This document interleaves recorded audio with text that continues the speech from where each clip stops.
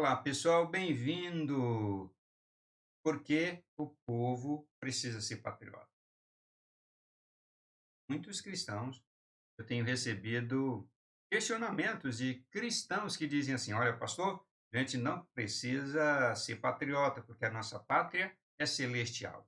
A carta aos Hebreus diz que a nossa pátria está no céu, nós devemos olhar para esta pátria, não podemos olhar para a nossa pátria terrena, porque estamos aqui de passagem, a nossa pátria definitiva está no céu. É bem verdade que a carta aos Hebreus fala disto, ensina isso. Acontece que a interpretação que fazem da palavra de Deus, destes ensinos, é uma interpretação errada, equivocada, e nós precisamos entender adequadamente o que isso significa. Temos que ser patriotas. Esta é a verdade. E para conversar sobre isso, vamos para a Bíblia. É a Bíblia que nos ensina. A Bíblia é quem nos mostra e a história do povo de Israel, a história do patriotismo. Quando nós olhamos o Primeiro Testamento, desde a formação do povo de Israel, nós já vemos ali patriotismo. Por que a gente tem que ser patriota? Veja, se você não é patriota, e você está guardando a pátria celestial e não é patriota, cuida do seu país, ama e defende o seu país, seus filhos virão, eles vão morar em um país mais difícil, porque a sua geração preocupada e olhando somente para o céu, não cuidou da sua pátria. E seus filhos vão viver em um país muito pior do que na sua geração. E os seus netos, pior ainda. E justamente porque você passou a sua vida dizendo: não, eu tenho que olhar para o céu, a minha pátria é no céu. E não cuidou da pátria terrena. E aqui a diferença entre patriotismo e nacionalismo é necessário ser destacada. Patriotismo é uma coisa, nacionalismo é outra coisa. Patriotismo é amar e defender o seu país com as armas bíblicas, que a palavra de Deus ensina. E o nacionalismo, você ama e defende o seu país, mas você não usa princípios, você não usa as armas que a Bíblia ensina. As verdadeiras armas, os princípios estão ali na palavra de Deus. Defende do jeito que você acha que é. Então, isso é nacionalismo. Patriotismo, não. Ama o país, defende o país, mas do jeito certo, do jeito que Deus quer. Então, vamos lá. Vamos para a história do povo de Israel lá no comecinho, quando tudo começou. Quero lembrar que a história de patriotismo do povo hebreu começou com a história dos seus antepassados, o patriarca Abraão, depois com Jacó, com Isaac e em seguida com Jacó. Então, o patriotismo do povo já começou com esses três patriarcas, quando Deus disse a Abraão: Abraão, sai da sua terra, sai da tua parentela e vai para uma terra que eu te mostrarei. Eu, através de ti, eu vou formar uma grande nação, um povo meu, uma nação minha, um país. E assim, Abraão saiu da sua terra. Primeiro ele saiu de Ur dos Caldeus e foi para uma região, juntamente com o seu pai e toda a sua parentela, e moraram muito tempo nessa outra região. Hoje é a região do Irã, e ele morou muito tempo naquela região que hoje é o Irã. Deus falou com ele de novo: Abraão, sai da tua terra, da tua parentela e vai para uma terra que eu te mostrarei.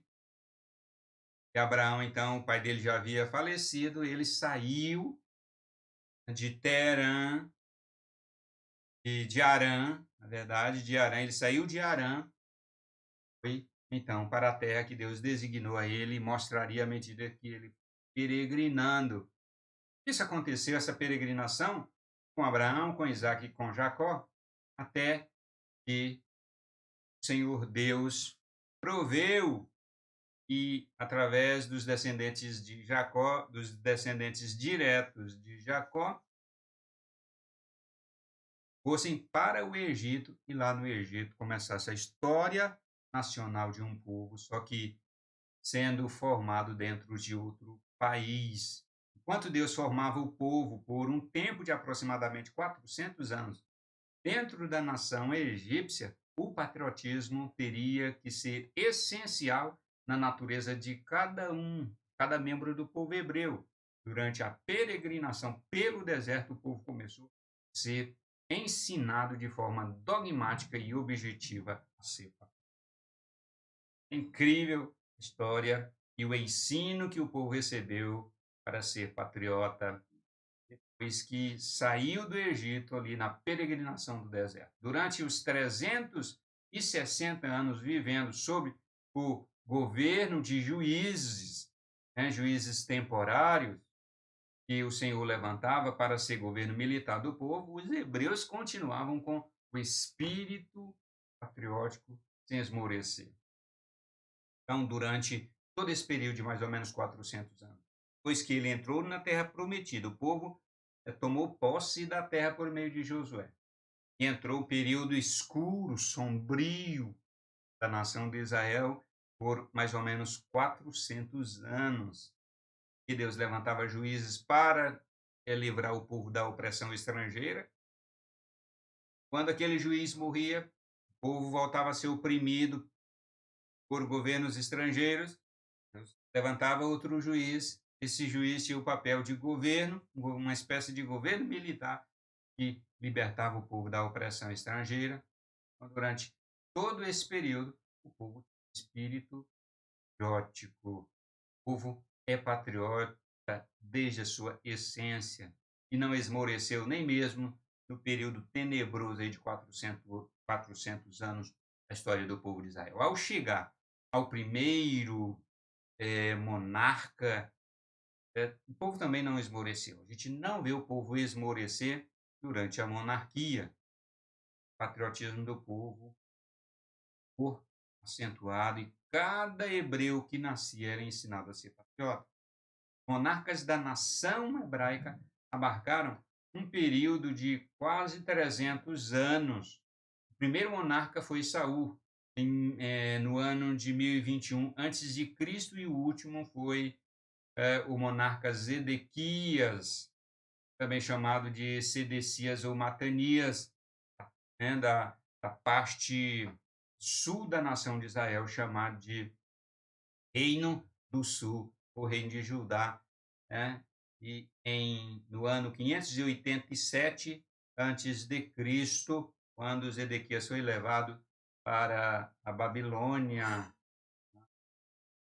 escravo, foi preso, levado para a Babilônia pelo rei Nabucodonosor.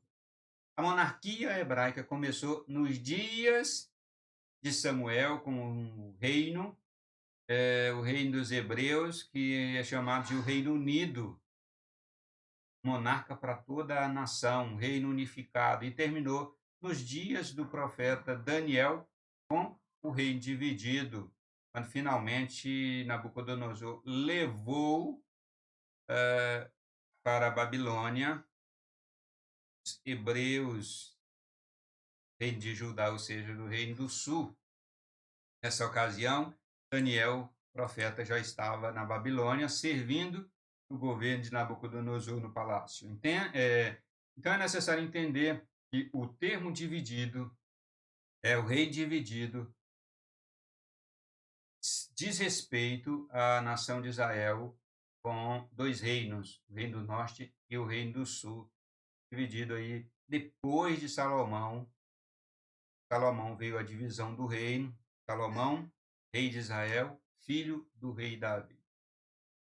Dividido, e passou a haver dois reis na nação de Israel, a parte norte e a parte sul de Israel.